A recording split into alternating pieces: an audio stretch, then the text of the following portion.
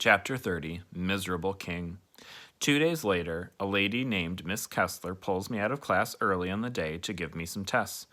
Mr. Daniels is right. They are more like puzzles and games than those awful bubble tests we do where I just fill in circles without even reading the questions. She's really nice, like Mr. Daniels.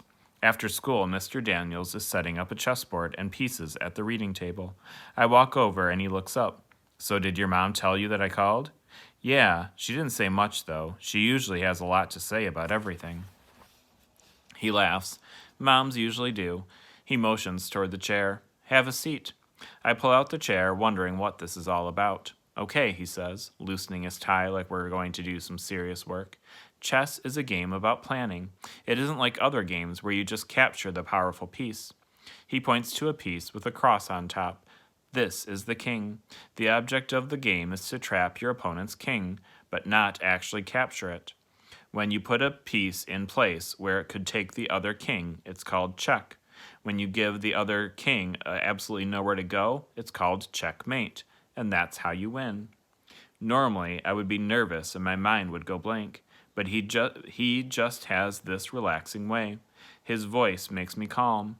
Maybe because I know he will never say anything mean, call me lazy or dumb, and I know he wouldn't think it either. Got that so far? I nod. So then, are you going to capture my king? I hesitate. Did I mess up already?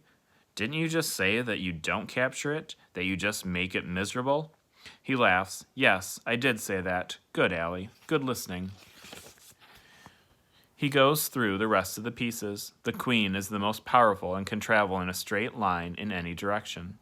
There are 8 pawns that when you band them together can be strong. Most players take them for granted, though. He tells me that's a mistake.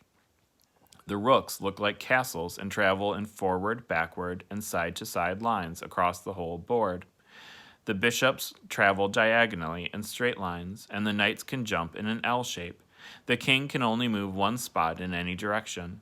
It stinks to be the one with a target on your back and be the one who can't go anywhere. He has made up a sheet with pictures of the pieces and arrows to show how they move.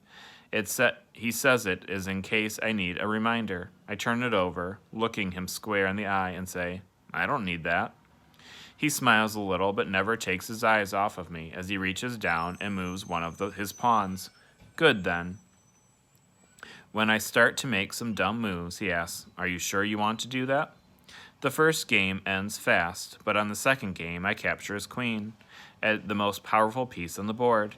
I stand up so fast, my knees push my chair back and it falls over. I want to ask if he let me do that, but I'm afraid of his answer.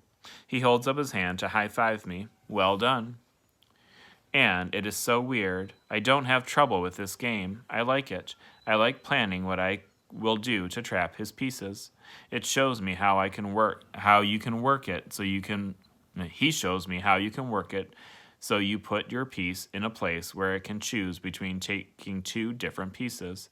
Then your opponent has to choose which one to let go. That's called a fork. I love the look on his face when I manage one of those and take his bishop. Like it hurts a little, but he likes it too. The longer we play, the better I can see it in my head. I can see what the board will look like in a couple of moves from now. I learn to predict what he might do. I see a mind movie where the chess pieces come to life. They can travel around on the board all day by themselves, and they are happy that they don't have to just stand there and wait for somebody to pick them up and move them. I know how relieved they are being able to do something for themselves.